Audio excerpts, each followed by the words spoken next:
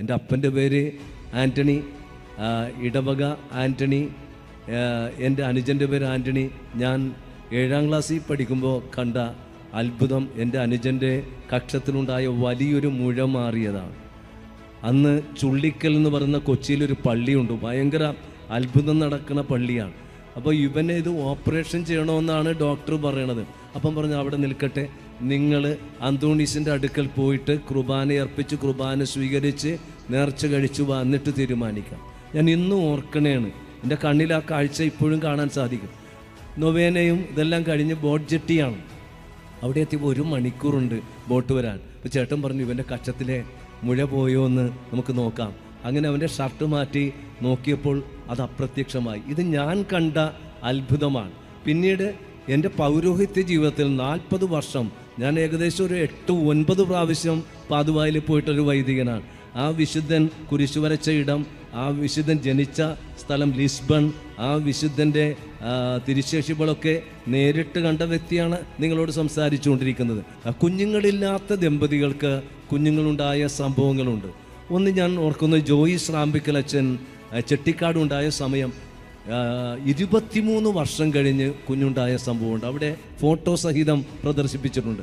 വിശുദ്ധൻ്റെ ജീവിതത്തിൽ ഇറ്റലിയിലെ ഒരു പ്രഭുവിന് കുഞ്ഞുങ്ങളുണ്ടായിരുന്നില്ല. കാരണം ഭാര്യയുടെ ബുദ്ധിമുട്ടാണ്. അതുകൊണ്ട് അദ്ദേഹം എപ്പോഴും ഇങ്ങനെ കുറ്റപ്പെടുത്തിക്കൊണ്ടിരുന്നു. ഒടുവിൽ ശരണം പ്രാപിച്ചത് വിശുദ്ധൻ്റെ അടുക്കലാണ്. അപ്പോൾ വിശുദ്ധൻ ഒരു ദർശനം കൊടുത്തു, 9 ദിവസം നൊവേന കൂടി നിൻ്റെ ഭർത്താവിനോട് ക്ഷമിച്ചുകൊണ്ട് നീ പ്രാർത്ഥിക്കാൻ പറഞ്ഞു. അങ്ങനെ പ്രാർത്ഥിച്ചു. ഗർഭിണിയായി 22 വർഷം കഴിഞ്ഞൊരു കുഞ്ഞുണ്ടായി. പക്ഷേ കുഞ്ഞു വിരൂപനാണ്. എങ്കിലും സങ്കടവും ഇല്ല. വീണ്ടും ദർശനത്തിൽ പറഞ്ഞ് ആ കുഞ്ഞിനെ കൊണ്ടുവന്ന് അൾത്താര മുന്നിൽ കിടത്തി സെമിനാരിയിലെ സെൻറ്റ് ആന്റണിയുടെ ദേവാലയത്തിൽ കൊണ്ടുവന്ന് കിടത്തി പ്രാർത്ഥിക്കാൻ പറഞ്ഞു. 9ാം ദിവസം ഒരു ഇടിമിന്നൽ പോലെ കണ്ടു. ആ വൈരൂപ്യം, അവൻ ആ വികൃതനായ കുഞ്ഞ് നാമാൻ സുഖം പ്രാപിച്ചതുപോലെ നല്ല സൗന്ദര്യമുള്ളൊരു കുഞ്ഞായി തീർന്നതും കിടപ്പുണ്ട്. അപ്പോൾ ഞാൻ പറഞ്ഞു വെച്ചത്, കുഞ്ഞുങ്ങളില്ലാത്ത ദമ്പതികൾക്ക് കുഞ്ഞുങ്ങൾ നൽകുന്ന വിശുദ്ധൻ്റെ വലിയ മാധ്യസ്ഥ്യം. കലൂര് ലിസി ആസ്പത്രി നിങ്ങൾക്ക് പരിചയമാണ്. എനിക്ക് പരിചയമുള്ള ജോൺസൺ തൻ്റെ പെരക്കിടാവുമായിട്ട് പോകുമ്പോൾ ഒരു ബസ് വന്ന് ഇടിച്ചു കുഞ്ഞ് തെറിച്ചു പോയിട്ട് അവൾക്കന്ന് 7 വയസ്സേ ഉള്ളൂ. മരിയയാണ്. ഇപ്പോൾ അവൾ കാനഡയിലാണ്. അവൾ അവിടെ പഠിച്ചുകൊണ്ടിരിക്കണേന്ന്. അവളുടെ കാലിലൂടെ കടന്നുപോയി. കാല് മുറിച്ച് കളയണമെന്നാണ് ഓർത്തോ പറഞ്ഞത്. പക്ഷെ പറഞ്ഞു വേണ്ട, സാവകാശം മതി. അങ്ങനെ ഒരു ശരശയിൽ കിടക്കുന്ന പോലെ ബോൺ ഗ്രാഫ്റ്റിങ്ങും സ്കിൻ ഗ്രാഫ്റ്റിങ്ങും നടത്തി ജനതാ റോട്ടിലുള്ള വീട്ടിൽ ഇവൾ കിടക്കണേന്ന്. ഒരു 6 മാസമായിട്ട് കിടപ്പാണ്. അങ്ങനെ ഇരിക്കുമ്പോൾ അവളുടെ മുറിയിൽ പണ്ട് ആദ്യത്തെ കപ്പലിരുന്ന ഇറ്റലിയിൽ നിന്ന് കൊണ്ടുവന്ന അന്തോണീസിൻ്റെ ഒരു പടയിരിപ്പുണ്ട്. ഇയാൾ കൈക്കാരനായിരുന്നു, മുള്ളൂരച്ചനായിരുന്നു അന്ന് വികാരി. മുള്ളൂരച്ചൻ്റെ ചോദിച്ചു, അച്ഛാ ഇത് വെറുതെ ഇങ്ങനെ മുറിയിലിട്ടേക്കണല്ലേ, ഞാനതൊന്ന് എടുത്തോട്ടെ, എൻ്റെ വീട്ടിൽ നീ എടുത്തോളാൻ പറഞ്ഞു. അങ്ങനെ ഇയാളുടെ ബെഡ്റൂമിൽ വെച്ചിരിക്കുന്നത് നല്ല ജീവനുള്ള സെയിൻറ്റ് ആന്റണിയുടെ ഒരു പടമാണ്. ഈ കുട്ടി അവിടെ കിടന്നുകൊണ്ട്, കുട്ടി ചെറുപ്പം തുടങ്ങി സെൻറ്റ് ആന്റണിയുടെ അടുക്കൽ വരുന്ന കുട്ടിയാണ്, അതിലേക്ക് നോക്കും. അതിലേക്ക് നോക്കി ഇവൾ പ്രാർത്ഥിക്കും. ഒരു ദിവസം അപ്പൂപ്പൻ കിടന്നുറങ്ങുമ്പോൾ അവൾ കാണുന്നത് ഈ പടത്തിൽ നിന്നും ഈ പഞ്ഞിക്കട്ട പോലെ പുകയിങ്ങോട് വരണേന്ന്. അതിൽ നിന്ന് അന്തോണീസും ഉണ്ണിയും കൂടി വന്നു എന്നാണ് അവൾ പറയണത്. എഴുതി തന്നതാണ്, ഞാനിത് വായിച്ചതാണ്. താങ്ക്സ് ഗിവിങ് മാസ് പാലാരിവട്ടം പള്ളിയിൽ അർപ്പിച്ച വൈദികനാണ് സാക്ഷ്യപ്പെടുന്നത്. അന്തോണീസ് വന്ന് ഇവളിങ്ങനെ മെല്ലെ നിവർത്തി, ഉണ്ണീശോ തഴുകി തലോടി എന്നാണ് പറയണത്. അത് കഴിഞ്ഞ് ആ ഫോട്ടോയിലേക്ക് അപ്രത്യക്ഷമായി. ഇവള് മെല്ലെ നിന്ന് നോക്കി നിൽക്കാൻ പറ്റുന്നുള്ളൂ. അപ്പൂപ്പ എന്ന് വിളിച്ചപ്പോൾ അപ്പൂപ്പന് വിശ്വസിക്കാൻ പറ്റുന്നില്ല. ഒരിക്കലും എഴുന്നേറ്റ് നടക്കില്ലെന്ന് പറഞ്ഞ കുഞ്ഞ് നടന്നു എന്ന് മാത്രമല്ല, ഇപ്പോൾ അവൾ കാനഡയിലുണ്ട്. ഒരുപക്ഷെ ഓൺലൈനിലുണ്ടെങ്കിൽ അവളിത് കേട്ടുകൊണ്ടിരിക്കുന്നുണ്ടാവും. മറ്റൊരു ആൻ്റണി ചേട്ടൻ എനിക്ക് ഓർമ്മയുണ്ട്. ലിസി കിടക്കണേണ്. അദ്ദേഹത്തിന് 3-4 ബ്ലോക്ക് ഉണ്ട്. ഓപ്പൺ സർജറി ചെയ്യണമെന്ന് പറഞ്ഞു. അദ്ദേഹത്തിൻ്റെ മകൻ ഞങ്ങളുടെ സെമിനാറിലുണ്ടായിരുന്നു. അയാളുമായി ഞാൻ ചെന്ന്, എൻ്റെ കയ്യിലൊരു വിശുദ്ധ കുരിശുണ്ട്, അത് വെച്ച് പ്രാർത്ഥിച്ചു. ഞാൻ എന്നിട്ട് അവരെല്ലാം ഇങ്ങനെ വേദനിച്ചിരിക്കുകയാണ്. കാരണം ഈ രോഗീലേപനം കൊടുത്ത ഉടനെ തന്നെ അടിച്ചു പോകുന്നൊക്കെയാണല്ലോ പഴയ വിശ്വാസം. ഒടുക്കത്തെ കൊടുത്തുന്നതാണല്ലോ പണ്ട് പറഞ്ഞത്. ഒടുക്കത്തത് NOC കിട്ടുന്ന പരിപാടിയാണ്. അപ്പം ഞാൻ എൻ്റെ അപ്പൻ ഗിന്നസ് ബുക്കിൽ കയറിയ കാര്യം പറഞ്ഞു. എൻ്റെ അപ്പൻ 13 പ്രാവശ്യം രോഗീലേപനം സ്വീകരിച്ചതാണ്. അപ്പോൾ ഇതൊക്കെ പറഞ്ഞ് ഞാൻ ചിരിപ്പിച്ച് എല്ലാത്തിനും ഒന്ന് ഹാപ്പി ആയിട്ടാണ് കൊടുത്തത്. ചേട്ടാ ഇത് സൗഖ്യത്തിൻ്റെ കുതാശയാണ്. എൻ്റെ അപ്പൻ 13 പ്രാവശ്യം രോഗീലേപനം സ്വീകരിച്ച് ഗിന്നസ് ബുക്കിൽ കയറിയ ആളാണ് എന്ന് പറഞ്ഞപ്പോൾ ആനിച്ചേട്ടൻ ചിരിക്കാൻ തുടങ്ങി. ഞാൻ പ്രാർത്ഥിച്ചോളാം എന്ന് പറഞ്ഞു. അങ്ങനെ ചേരാനല്ലൊരു ജംഗ്ഷനിൽ സെൻറ്റ് ആന്റണിയുടെ ഒരു ഷ്രൈനുണ്ട്. ഞാൻ ആരാധന നടത്തുമ്പോൾ അന്നിച്ചേട്ടൻ അവിടെ വന്ന് നിൽക്കണ്. അത് വിഷ്ണാവാൻ എനിക്കറിയില്ല. അപ്പോൾ പെട്ടെന്ന് ഞാൻ ഈ സർപ്ലീസ് ഇട്ടുകൊണ്ട് വന്നപ്പോൾ ആൻ്റണി കൊവരഞ്ചാത്ത് ചോദിച്ചു, എവിടെ പോണേ? ഞാൻ പറഞ്ഞു ഒന്നുമില്ലെന്ന് പറഞ്ഞു. ഇത് ഞാൻ ആശ്രമത്തിൽ ചെന്ന് അദ്ദേഹത്തിൻ്റെ മകൻ ഞങ്ങളുടെ സഭയിലുണ്ട്. ഞാൻ പറഞ്ഞു ഇങ്ങനൊരു കാഴ്ചയുണ്ടായി. അതിനെനിക്ക് അതിശയമൊന്നുമില്ല. ഇന്നലെ അച്ഛൻ പറഞ്ഞില്ലേ രോഗസൗഖ്യ പ്രാർത്ഥനയിൽ അപ്പന് വേണ്ടി പ്രാർത്ഥിക്കാമെന്ന് പറഞ്ഞില്ലേ, ആ ചിന്തയാണ് അച്ഛൻ്റെ മനസ്സിലുള്ളത് കൊണ്ട് അതുകൊണ്ടാണ് കണ്ടത്. ഞാൻ പറഞ്ഞു എനിക്കങ്ങനെ കാഴ്ചയൊന്നും ഉണ്ടാവാറില്ല, തൻ്റെ അപ്പന് എന്തോ സംഭവിച്ചിട്ടുണ്ട്, പോയിക്കോളാൻ പറഞ്ഞു. ലിസി ചെന്ന് കഴിഞ്ഞപ്പോൾ ഓപ്പറേഷൻ ബ്ലോക്ക് ചെയ്ത് കർത്താവ്. ഹൈ ഫീവർ വന്നേക്കണേന്ന് ബ്ലോക്ക് ചെയ്തു. അതുകൊണ്ട് 2 ആഴ്ച കഴിഞ്ഞിട്ടാവാന്ന് പറയും. 2 ആഴ്ച കഴിഞ്ഞ് ഡോക്ടർ പറഞ്ഞു ഒരു 5 ഗ്രാം എടുക്കാന്ന്. 5 ഗ്രാം എടുത്തപ്പോൾ ബ്ലോക്കില്ല. വീട്ടിൽ പന്തലിട്ടതാണ് കേട്ടോ. പന്തലിട്ട മരിച്ചു പോകുന്ന പറയാൻ പന്തലിട്ട വ്യക്തി ജീവിച്ചുകൊണ്ടിരിക്കും.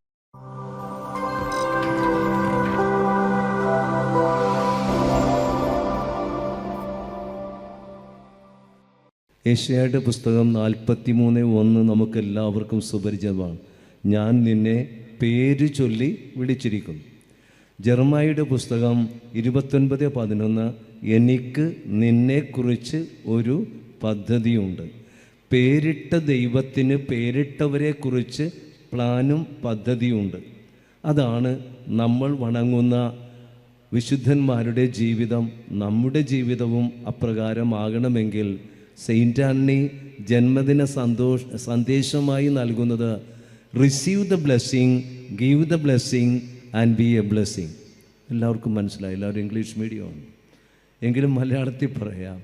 ദൈവത്തിൽ നിന്നും അനുഗ്രഹം സ്വീകരിക്കുക, അനുഗ്രഹമേകുക, അനുഗ്രഹമാകുക. അതാണ് സെയിൻറ്റ് ആന്റണി. 36 വർഷത്തെ ധന്യമായ ജീവിതം ഒന്ന് പരിശോധിച്ചാൽ ഈ വിശുദ്ധൻ ഇന്നും പ്രായോഗികമായി വിശുദ്ധൻ്റെ ഭക്തരായ നമുക്ക് നൽകുന്ന സന്ദേശം ദൈവത്തിൽ നിന്നും അനുഗ്രഹം സ്വീകരിക്കുക, ആ അനുഗ്രഹം ഏകുക. നമ്മൾ ഓരോരുത്തരും നമ്മളായിരിക്കുന്ന സമൂഹത്തിൽ അനുഗ്രഹം ആകുക. എങ്ങനെയാണ് സെയിൻറ്റ് ആന്റണി അനുഗ്രഹം സ്വീകരിച്ചത്? 3 രീതിയിലാണ്. ദിവ്യകാരുണ്യ ഭക്തി, മരിയ ഭക്തി, വചനഭക്തി. സെയിൻറ്റ് ആന്റണി ജനിക്കാൻ തന്നെ കാരണം എന്താണ്? മാതാപിതാക്കളുടെ മരിയ ഭക്തിയാണ്. ഈ 1195 ആഗസ്റ്റ് മാസമാണ് അന്തോണീസ് പിറക്കുന്നത്. അതിന് കാരണം മരിയ ഭക്തിയാണ്. ആ മാതൃഭക്തിയാണ് സെയിൻറ്റ് ആന്റണിക്കും ഉള്ളത്. സെയിൻറ്റ് ആന്റണി മാതാവിൻ്റെ അടുക്കൽ നിന്ന് പ്രാർത്ഥിക്കും. ചിലപ്പോൾ പറയും എത്ര നേരമായി ഉണ്ണീനെ പിടിച്ചുകൊണ്ട് നിൽക്കുന്നത്, കുറച്ചു നേരം ഞാനും പിടിക്കട്ടെ. അപ്പം അങ്ങനെയുള്ളൊരു ചരിത്രവും കിടപ്പുണ്ട്. മാതാവ് ഉണ്ണിയെ അന്തോണീസിൻ്റെ കയ്യിലേക്ക് കൊടുക്കുന്ന ചില രംഗങ്ങളും അദ്ദേഹത്തിൻ്റെ ചരിത്രത്തിൽ കാണാൻ സാധിക്കും. പിന്നീട് നമുക്ക് കാണാൻ സാധിക്കും ദിവ്യകാരുണ്യ ഭക്തിയാണ്. ചെറുപ്പം തുടങ്ങി പരിശുദ്ധ കുർബാനയോടുള്ള വലിയ ഭക്തി ഉടനീളം കാണാൻ സാധിക്കും. തൻ്റെ ജീവിതത്തിൻ്റെ പവർ ഹൗസായിരുന്നു പരിശുദ്ധ കുർബാന. ചിത്രങ്ങളിൽ നമ്മൾ കണ്ടിട്ടില്ലേ? ഒരു യഹൂദൻ പറഞ്ഞു പരിശുദ്ധ കുർബാനയിൽ ദൈവത്തിൻ്റെ സാന്നിധ്യമില്ല, അത് അപ്പക്കഷ്ണമാണെന്ന് പറഞ്ഞപ്പോൾ പന്തയം വെച്ച വ്യക്തിയാണ്. അയാളോട് പറഞ്ഞു, ബോൺവിലെ എന്ന് പറയുന്ന യഹൂദനോട്, നിരീശ്വരവാദിയോട് പറഞ്ഞു, നീ നിൻ്റെ കഴുതയെ പട്ടിണിക്കിട്ടിട്ട് മാർക്കറ്റിൽ കൊണ്ടുവരിക, ഞാനും കുർബാനയുമായി വരാം. അപ്രകാരം കുർബാനയുമായി വന്നപ്പോൾ വല്ലാതെ വിശക്കുന്ന കഴുതയുടെ മുൻപിൽ അതിന് ഇഷ്ടപ്പെട്ട ഓട്സ് കാണിച്ചപ്പോൾ കാലുകൊണ്ട് തൊഴിച്ചിട്ട് കുർബാനയുടെ മുൻപിൽ മുട്ടുമടക്കിയ ചരിത്രം നമുക്ക് ഏവർക്കും നൽകാം. അപ്പോൾ പരിശുദ്ധ കുർബാനയുടെ സാന്നിധ്യം ലോകത്തിന് മുഴുവനും അറിയിച്ച വ്യക്തിയാണ് സെയിൻറ്റ് ആന്റണി. തൻ്റെ വിശുദ്ധിയുടെ കാരണം ദിവ്യകാരുണ്യ ഭക്തി, മരിയ ഭക്തി. അടുത്തത് വചനഭക്തിയാണ്. ആ വചനഭക്തി എങ്ങനെ വന്നു എന്ന് ചോദിച്ചാൽ അദ്ദേഹത്തിൻ്റെ ജീവിതം ലളിതമായിരുന്നു. അദ്ദേഹം ആഫ്രിക്കയിലേക്ക് പോകാൻ ആഗ്രഹിച്ചു, ഒരു മിഷണറി ആവണം, പനി പിടിച്ചു, മടങ്ങി വന്നു. ഇറ്റലിയിലെ ഫോർലി എന്ന് പറയുന്ന ആശ്രമത്തിൽ കഴിയുമ്പോൾ ആർക്കും അറിയില്ല അന്തോണീസിൻ്റെ സ്ഥിതി. വിറക് വെട്ടുന്നു, പാത്രം കഴുകുന്നു, മുറി ക്ലീൻ ചെയ്യുന്നു, അലക്കുന്നു, ഇതാണ് ചെയ്യുന്നത്. അപ്പോൾ ആ ആശ്രമത്തിൽ ദേവാലയത്തിൽ വെച്ച് 2 സഭയിലുള്ള വൈദികരുടെ പട്ടം കൊടുക്കാൻ പോവുകയാണ്. 2 പേരും കരുതി ആരെങ്കിലും വചനപ്രഘോഷണം പറയുവാൻ നിയോഗിക്കും. ലാസ്റ്റ് മൊമെന്റിൽ അറിയുന്നു വചനപ്രഘോഷണം, പൗരോഹിത്യത്തെക്കുറിച്ച് പറയുവാൻ ആരെയും അറേഞ്ച് ചെയ്തിട്ടില്ല. അനുസരണയുള്ള വ്യക്തിയാണ് സെയിൻറ്റ് ആന്റണി. സുപ്പീരിയർ അച്ഛൻ വന്നിട്ട് പറഞ്ഞു, നീ പ്രസംഗിക്കണം. അദ്ദേഹം ദേവാലയത്തിൽ പരിശുദ്ധ റൂബായുടെ മുൻപിൽ മുട്ടിന്മേൽ നിന്ന് വന്ന് പൗരോഹിത്യത്തെക്കുറിച്ച് പറഞ്ഞപ്പോൾ അവിടെ ഫ്രാൻസിസ് അസീസി പുണ്യാളച്ചനുണ്ട്, അന്നത്തെ ജനറൽ അച്ഛനാണ്. അവിടെ ബനവന്തൂര പുണ്യാളച്ചനുണ്ട്. ഇങ്ങനെയുള്ള മഹാപണ്ഡിതനായ വ്യക്തികൾ കോരിത്തരച്ചുപോയി. ഇത്രയും പാണ്ഡിത്യമുള്ള വ്യക്തിയാണോ അടുക്കളയിൽ ഇങ്ങനെ പാത്രം കഴിയും പാചകം ചെയ്തും കഴിയുന്നത്? അസീസി പുണ്യാളച്ചൻ കൽപ്പിച്ചു, നീ റോമിലും ഇറ്റലിയിലും കാൽനടയായി നടന്ന് വചനം പ്രഘോഷിക്കണം. പാഷണതയ്ക്കെതിരായി വചനം പ്രഘോഷിച്ചതുകൊണ്ട് അന്നത്തെ പാപ്പ പേരിട്ടു പാഷണതകളുടെ ചുറ്റിക, വചനത്തിൻ്റെ പേടകമെന്ന് പോലും അദ്ദേഹത്തെ വിശേഷിപ്പിച്ചു. ഇന്നത്തെ പോലെ ഉച്ചഭാഷണിയൊന്നും ഉണ്ടായിരുന്നില്ല. മരത്തിൻ്റെ മുകളിലിരുന്നു കൊണ്ടാണ് അദ്ദേഹം പ്രസംഗിക്കുന്നത്. ചിലപ്പോൾ പ്രസംഗിക്കാൻ ആളില്ലാതെ വന്നപ്പോൾ മത്സ്യത്തോട് പ്രസംഗിച്ച സംഭവവും നമ്മൾ ഇന്ന് പാട്ടുപാടിയപ്പോൾ ആ പാട്ടിൽ കൂട്ടിച്ചേർത്തതും നിങ്ങൾ ശ്രവിച്ചു കാണും. അങ്ങനെ വചനം ആകുകയും വചനമേകുകയും ചെയ്ത, സുവിശേഷമാകുകയും സുവിശേഷം ഏകുകയും ചെയ്ത ഒരു വിശുദ്ധൻ്റെ 831 പിറന്നാളാണ് അടുത്ത ശനിയാഴ്ച നമ്മൾ ആചരിക്കുന്നത്. നമ്മൾ മുൻകൂട്ടി ആചരിക്കുമ്പോൾ ഓർക്കണം, വിശുദ്ധൻ പറയുന്നു നിങ്ങൾക്കും വിശുദ്ധരാകാം. നിങ്ങൾക്കും വിശുദ്ധരാവണമെങ്കിൽ 3 ഭക്തി മതി. ദിവ്യകാരുണ്യ ഭക്തി, മരിയ ഭക്തി, വചനഭക്തി.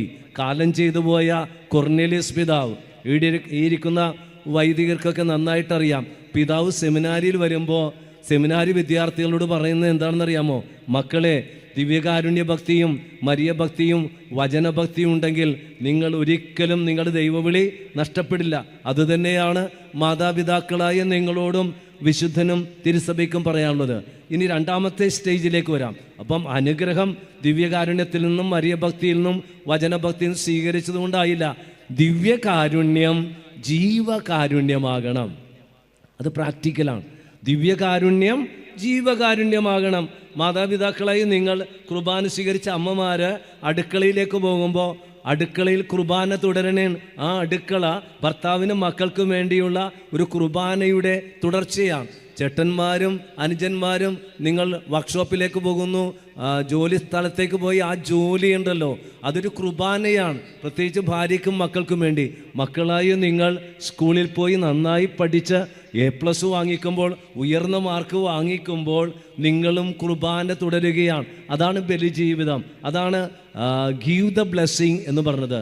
അന്തോണീസ് പുണ്യാളച്ചൻ ഒത്തിരി ചാരിറ്റി ചെയ്ത വ്യക്തികളാണ്. എങ്ങനെയാണ് ചാരിറ്റി ചെയ്തത്? പണക്കാരായ വ്യക്തികളോട് പറയും, ഇന്ന സ്ഥലത്ത് ഇന്ന വ്യക്തിയുണ്ട്, അവരെ സഹായിക്കണം. ഇങ്ങനെ ആരും അറിയാതെ ഒരു ജീവിച്ചിരുന്ന സാന്താക്ലോസ് ആയിരുന്നു എന്ന് വേണമെങ്കിൽ വിശേഷിപ്പിക്കാം. സാന്താക്ലോസിൻ്റെ ചരിത്രം നിങ്ങൾക്കറിയാം. ആരും അറിയാതെ സഹായം എത്തിച്ചു കൊടുത്ത ഒരു വ്യക്തിയാണ് വിശുദ്ധനായ നിക്ലൗസ്. അതാണ് സാന്താക്ലൗസ് എന്ന് പറയുന്നത്.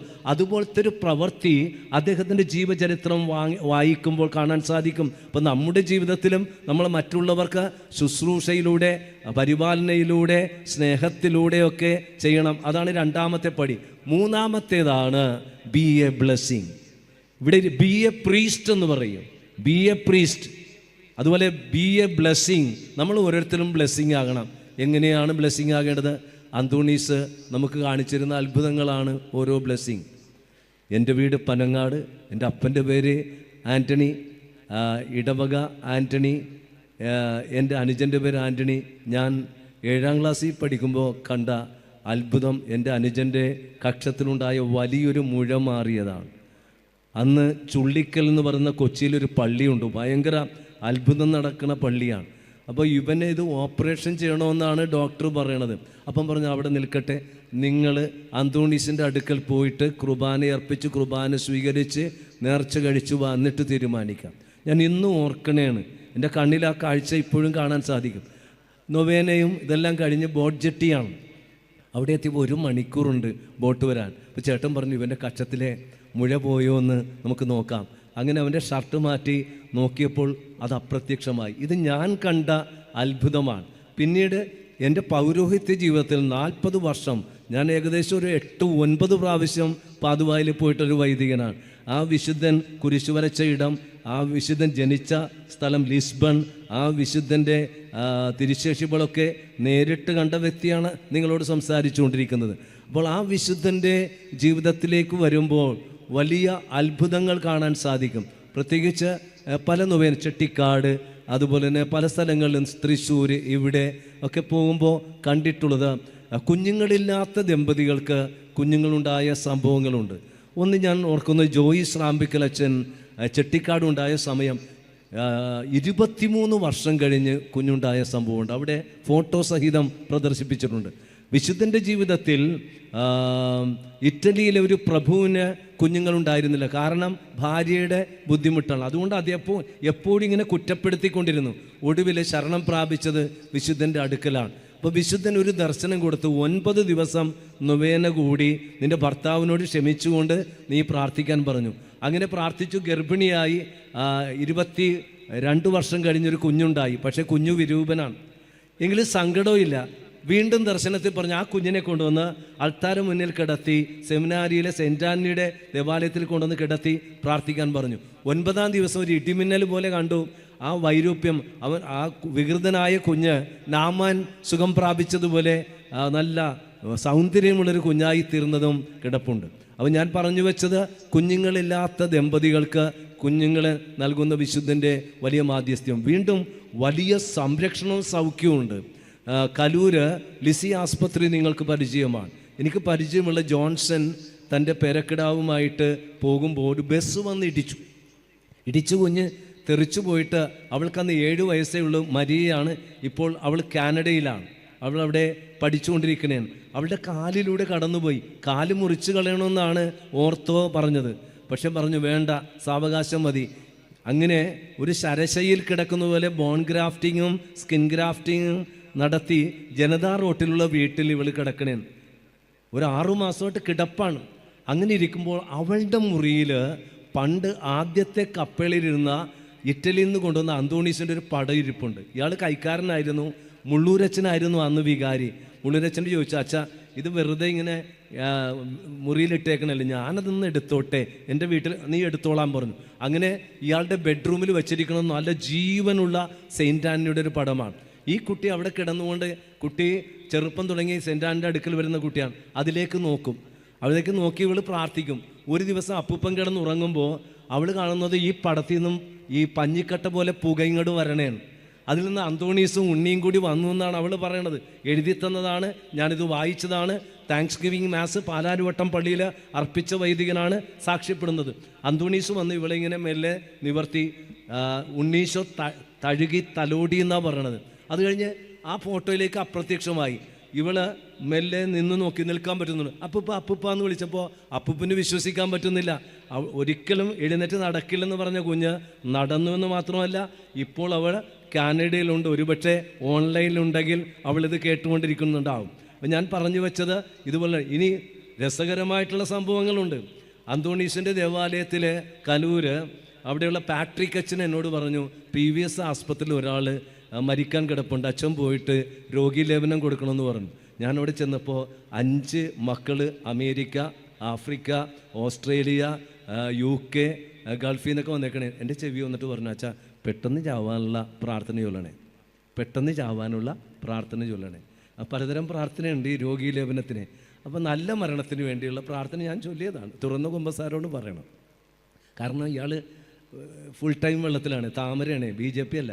അപ്പം ഇയാൾ ഈ കുടിച്ച് പാർട്സ് എല്ലാം പോയിരിക്കണം. അപ്പോൾ ഡോക്ടറും പറഞ്ഞു, അച്ഛാ നല്ല മരണത്തിന് വേണ്ടി ഞാൻ പ്രാർത്ഥിച്ചു പോരുകയും ചെയ്തു.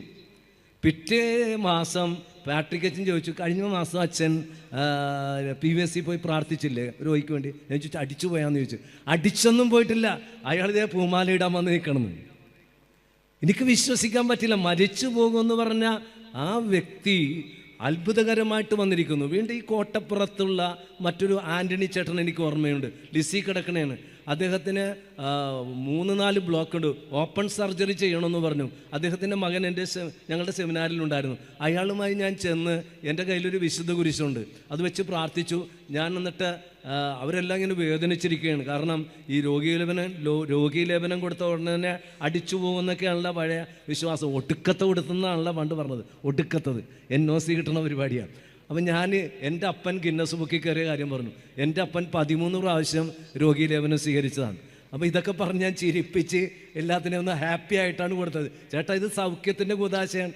എൻ്റെ അപ്പൻ 13 പ്രാവശ്യം രോഗി ലേപനം സ്വീകരിച്ച് ഗിന്നസ് ബുക്കിൽ കയറിയ ആളാണ് എന്ന് പറഞ്ഞപ്പോൾ ആനിച്ചേട്ടൻ ചിരിക്കാൻ തുടങ്ങി. ഞാൻ പ്രാർത്ഥിച്ചോളാം എന്ന് പറഞ്ഞു. അങ്ങനെ ചേരാനല്ലൂർ ജംഗ്ഷനിൽ സെൻറ്റ് ആൻ്റണിയുടെ ഒരു ഷ്രൈനുണ്ട്. ഞാൻ ആരാധന നടത്തുമ്പോൾ ആനിച്ചേട്ടൻ അവിടെ വന്ന് നിൽക്കണ്. അത് വിഷ്ണുവാകാം, എനിക്കറിയില്ല. അപ്പോൾ പെട്ടെന്ന് ഞാൻ ഈ സർപ്ലീസ് ഇട്ടുകൊണ്ട് വന്നപ്പോൾ ആൻ്റണി കൊവ്രാഞ്ചാത്ത് ചോദിച്ചു, എവിടെ പോണേ? ഞാൻ പറഞ്ഞു ഒന്നുമില്ലെന്ന് പറഞ്ഞു. ഇത് ഞാൻ ആശ്രമത്തിൽ ചെന്ന് അദ്ദേഹത്തിൻ്റെ മകൻ ഞങ്ങളുടെ സഭയിലുണ്ട്. ഞാൻ പറഞ്ഞു ഇങ്ങനൊരു കാഴ്ചയുണ്ടായി. അതിനെനിക്ക് അതിശയമൊന്നുമില്ല. ഇന്നലെ അച്ഛൻ പറഞ്ഞില്ലേ രോഗസൗഖ്യ പ്രാർത്ഥനയിൽ അപ്പന് വേണ്ടി പ്രാർത്ഥിക്കാമെന്ന് പറഞ്ഞില്ലേ, ആ ചിന്തയാണ് അച്ഛൻ്റെ മനസ്സിലുള്ളത്. അതുകൊണ്ടാണ് കണ്ടത്. ഞാൻ പറഞ്ഞു എന്നോ എനിക്കങ്ങനെ കാഴ്ചയൊന്നും ഉണ്ടാവാറില്ല.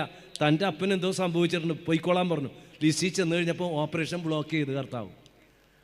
ഹൈ ഫീവർ വന്നേക്കണേന്ന് ബ്ലോക്ക് ചെയ്തു. അതുകൊണ്ട് 2 ആഴ്ച കഴിഞ്ഞിട്ടാവാന്ന് പറയും. 2 ആഴ്ച കഴിഞ്ഞ് ഡോക്ടർ പറഞ്ഞു ഒരു 5 ഗ്രാം എടുക്കാമെന്ന്. 5 ഗ്രാം എടുത്തപ്പോൾ ബ്ലോക്കില്ല. വീട്ടിൽ പന്തലിട്ടതാണ് കേട്ടോ.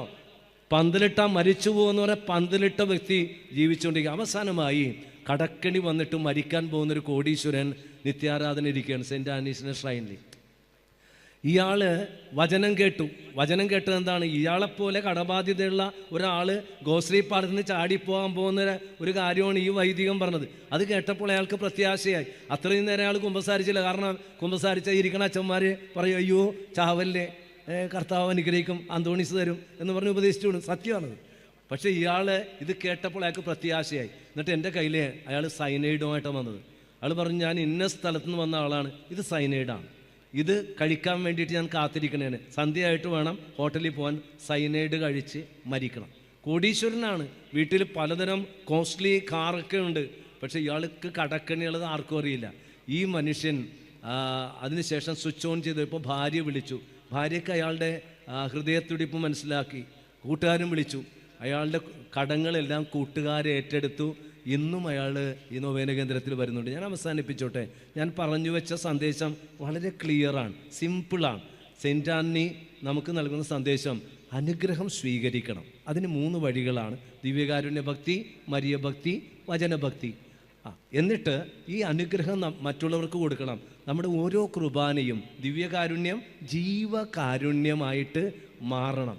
3-ാമത്തേത് നമ്മൾ ഓരോരുത്തരും അനുഗ്രഹമാകണം. അതാണ് സെയിൻറ്റ് ആന്റണി. സെയിൻറ്റ് ആന്റണിയുടെ മാധ്യസ്ഥ്യം സംരക്ഷണമാണ്, സൗഖ്യമാണ്, സമൃദ്ധിയാണ്, വിടുതലാണെന്നുള്ള സന്ദേശം നമുക്ക് സ്വീകരിച്ച് കൂടുതൽ ആഴത്തിൽ നമുക്ക് വിശുദ്ധനെ സ്നേഹിക്കുവാനും വിശുദ്ധി പ്രാപിക്കുവാനും പരിശ്രമിക്കാം.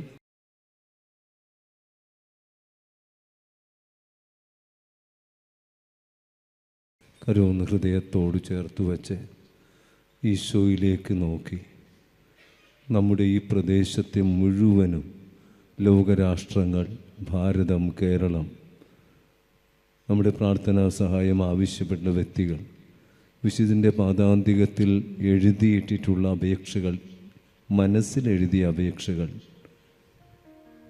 ഇന്ന് ജന്മദിനം ഓർക്കുന്നവർ, വിവാഹ വാർഷികം അനുസ്മരിക്കുന്നവർ, ആൻ്റണി എന്നു പേരുള്ളവർ, ക്ലാരമ്മ, ക്ലാരൻസ് എന്നു പേരുള്ളവർ, ഇന്ന് ആസ്പത്രികളിൽ ശസ്ത്രക്രിയയ്ക്ക് വിധേയരാകുന്ന രോഗികൾ, കുഞ്ഞിപ്പൈതങ്ങൾ, ശിശുക്കൾ, ബാലന്മാർ, യുവവാക്കൾ, ഏകസ്ഥർ, സന്യസ്തർ, വൈദികർ, ദമ്പതികൾ, പ്രായമായ അപ്പനമ്മമാർ, വിധവകളായിട്ടുള്ളവർ, വിഭാര്യരായിട്ടുള്ളവർ, ഇന്ന് ഈ തിരുനടയിലേക്ക് വന്നിട്ടുള്ള ഓരോ വ്യക്തികളെയും, ഈ ആലയത്തിൻ്റെ ഉപകാരികൾ, ഗുണകാംക്ഷികൾ എല്ലാവരെയും, ഇന്ന് ഓൺലൈൻ ഈ സമയത്ത് കുർബാനയിൽ പങ്കെടുത്തുകൊണ്ടിരിക്കുന്നവരെയും, നമ്മുടെ ഇടത്തും വലത്തും മുൻപിലും പിൻപിലും ഒറ്റവാചകത്തിൽ അടുക്കള തുടങ്ങിയ അൾത്താര് വരെ വ്യത്യസ്തമായ ശുശ്രൂഷകൾ ചെയ്യുന്ന എല്ലാവരെയും നമുക്കായി ഇന്ന് വിശുദ്ധ ബലി അർപ്പിച്ച അഭിമന്യ മോൺസിഞ്ഞോറിനെയും നമ്മളെ നയിച്ചുകൊണ്ടിരിക്കുന്ന സ്നേഹബഹുമാനമുള്ള പോൾ തോമസ് അച്ഛനെയും മറ്റെല്ലാ വൈദികരെയും സന്യസ്തരെയും ഈ തിരുനാളുമായി ബന്ധപ്പെട്ടുള്ള എല്ലാവരെയും ഓർത്തുകൊണ്ട് ഓ ദിവ്യമാം സ്നേഹമെന്ന് പാടാം.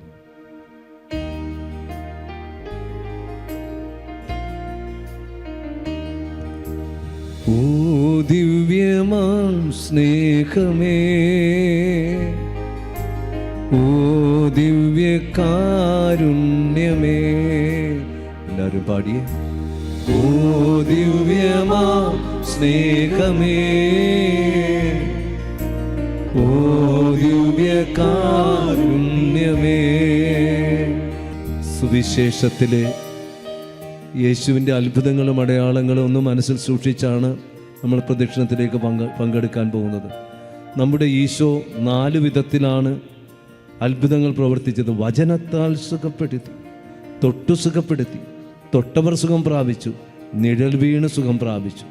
ഈശോ 4 തരം അത്ഭുതങ്ങൾ പ്രവർത്തിച്ചിട്ടുണ്ട്. പ്രകൃതിക്ക് അതീതമായ രോഗങ്ങൾ സുഖപ്പെടുത്തി, മരിച്ചവരെ ഈശോ ഉയർപ്പിച്ചു, പിശാചുബാധിതരെ ഈശോ സുഖപ്പെടുത്തി, ശാരീരിക മാനസിക രോഗങ്ങൾ സുഖപ്പെടുത്തി. ഏറ്റവും പ്രധാനപ്പെട്ടത് വിശുദ്ധ ഗ്രന്ഥത്തിലും തിരുസഭയിലുമുള്ള വലിയ പാരമ്പര്യം, സൗഖ്യം ലഭിക്കണമെങ്കിൽ വിശ്വസിക്കണം. വിശ്വസിക്കുന്നവരുടെ കൂടെ അടയാളമുണ്ടാകും. കടുകുമണിയുമായി ബന്ധപ്പെടുത്തി ഈശോ പറഞ്ഞു, കടുകുമണിയോളം വിശ്വാസമുണ്ടെങ്കിൽ അസാധ്യതകൾ സാധ്യതകളായിട്ട് മാറും. അതുകൊണ്ട് വിശ്വാസത്തോടുള്ള പ്രാർത്ഥന രോഗിയെ സുഖപ്പെടുത്തും. 2, വിശുദ്ധീകരിക്കണം. നല്ല കുമ്പസാരം നടത്തണം. പാപങ്ങൾ മോചിച്ചിരിക്കുന്നു, കിടക്കയും എടുത്തുകൊണ്ട് നടന്നു പോവുക. തൽക്ഷണം അവൻ സുഖം പ്രാപിച്ചു. 3, വിളിച്ചപേക്ഷിക്കണം. ദാവീദിന്റെ പുത്രനായ ഈശോയെ എന്നിൽ കനിയണമേ എന്ന് പ്രാർത്ഥിച്ച ബർത്തിമേയുസിനെ പോലെ മനസ്സാകുമെങ്കിൽ നിനക്കെന്നെ സുഖപ്പെടുത്താൻ സാധിക്കും എന്ന് പ്രാർത്ഥിച്ച കുഷ്ഠരോഗിയെപ്പോലെ ഒരു വാക്കരുൾ ചെയ്താൽ മതി, എൻ്റെ ഭൃത്യൻ, എൻ്റെ മകൻ സുഖം പ്രാപിക്കുമെന്ന് പ്രാർത്ഥിച്ച ശതാധിപനെ പോലെ, രാജസവനെ പോലെ, എല്ലാം തമ്പുരാൻ്റെ ഇഷ്ടത്തിന് വിട്ടുകൊടുത്തവരെ പോലെ നമുക്ക് പ്രാർത്ഥിക്കാം. ചെറിയൊരു പ്രാർത്ഥന അച്ഛൻ ചൊല്ലിത്തരാം. അതിനുശേഷം പ്രദക്ഷിണത്തിലേക്ക് പ്രവേശിക്കും. നമുക്ക് എഴുന്നേറ്റ് നിൽക്കാവുന്നതാണ്. എഴുന്നേറ്റ് നിൽക്കാം. എന്നിട്ട് നമ്മൾ ദിവ്യകാരുണ്യ പ്രദക്ഷിണത്തിനായി ഒരുങ്ങുമ്പോൾ നമ്മുടെ 4 പ്രാർത്ഥനയാണ്. 1-ാമത്തെ പ്രാർത്ഥന വിശ്വാസത്തോടുള്ള പ്രാർത്ഥനയാണ്. അത് ബെനഡിക്റ്റ് 16 പാപ്പ വത്തിക്കാനിൽ വിശ്വാസ വർഷത്തിൽ ചൊല്ലിക്കൊടുത്ത പ്രാർത്ഥന നമുക്ക് ചൊല്ലാം. 3 പ്രാവശ്യം ചൊല്ലിയാൽ മതി. കർത്താവേ ഞാൻ വിശ്വസിക്കുന്നു, എൻ്റെ വിശ്വാസം വർദ്ധിപ്പിക്കണമേ. കർത്താവേ ഞാൻ വിശ്വസിക്കുന്നു, എൻ്റെ വിശ്വാസം വർദ്ധിപ്പിക്കണമേ. കർത്താവേ ഞാൻ വിശ്വസിക്കുന്നു, എൻ്റെ വിശ്വാസം വർദ്ധിപ്പിക്കണമേ. കർത്താവേ ഞാൻ വിശ്വസിക്കുന്നു, എൻ്റെ വിശ്വാസം വർദ്ധിപ്പിക്കണമേ. ബർത്തിമേയുസിന്റെ പ്രാർത്ഥന. ദാവീദിന്റെ പുത്രനായ ഈശോയെ എന്നിൽ കനിയണമേ. ദാവീദിന്റെ പുത്രനായ ഈശോയെ എന്നിൽ കനിയണമേ. ദാവീദിന്റെ പുത്രനായ ഈശോയെ എന്നിൽ കനിയണമേ. ദാവീദിന്റെ പുത്രനായ ഈശോയെ എന്നിൽ കനിയണമേ. ഇനിയും നമുക്ക് ചുങ്കക്കാരനെ പോലെ പ്രാർത്ഥിക്കാം. കർത്താവേ പാപിയായി എന്നിൽ കനിയണമേ. കർത്താവേ പാപിയായി എന്നിൽ കനിയണമേ. കർത്താവേ പാപിയായി എന്നിൽ കനിയണമേ. കർത്താവേ പാപിയായി എന്നിൽ കനിയണമേ. ഈശോയുടെ അടുക്കലേക്ക് വന്ന് പ്രാർത്ഥിച്ചവരെ പോലെ നമുക്ക് 3 പ്രാവശ്യം പ്രാർത്ഥിക്കാം. യേശുവേ കടന്നു വരണമെന്ന് പ്രാർത്ഥിക്കുക. യേശുവേ കടന്നു വരണമേ. യേശുവേ കടന്നു വരണമേ. യേശുവേ കടന്നു വരണമേ. യേശുവേ കടന്നു വരണമേ.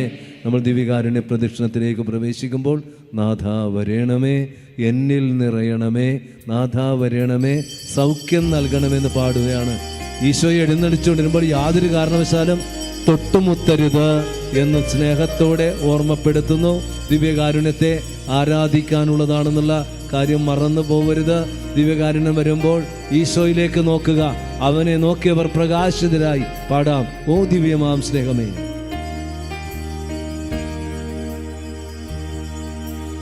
ഓ ദിവ്യമാ സ്നേഹമേ,